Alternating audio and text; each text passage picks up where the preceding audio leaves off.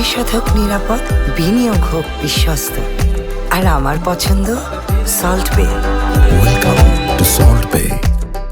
আপনারা 12 তারিখ যার যার কেন্দ্র ফলাফল ঘোষণা না হওয়া পর্যন্ত পাহারায় রাখবেন। এইবার নির্বাচন হবে জনতার নির্বাচন। এইবার নির্বাচন হবে সরাইলকে সিন্ডিকেট মুক্ত করার নির্বাচন। সরাইল 2-3টা নেতার কুক্ষিগত থাকবে না, না, না।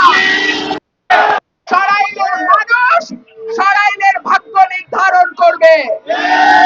প্রিয় ভাইরা আমার, সরাইল আশুগঞ্জকে আমি মডেল উপজেলা করার স্বপ্ন দেখি।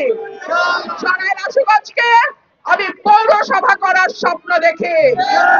সরাইলের রাস্তাঘাট, ব্রিজ, কালভার্ট, আল্লাহ যদি আমাকে এমপি নির্বাচিত হওয়ার সুযোগ দেয়, আমি সরাইলকে দৃষ্টি নন্দন করে আপনাদের সঙ্গে পরামর্শক্রমে সাজাবো ইনশাআল্লাহ।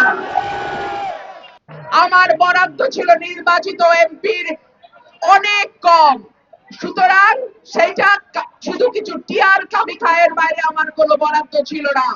আমি কোনো বড় প্রকল্প নিতে পারি নাই। আমি রাস্তাঘাটকে যেইভাবে করার কথা সেইটা প্রকল্প আমার পক্ষে আনা সম্ভব ছিল না।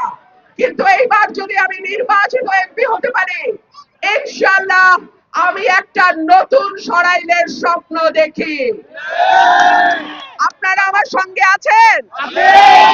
হাসের সঙ্গে আছেন? ইনশাআল্লাহ দেখা হবে বিজয়ে।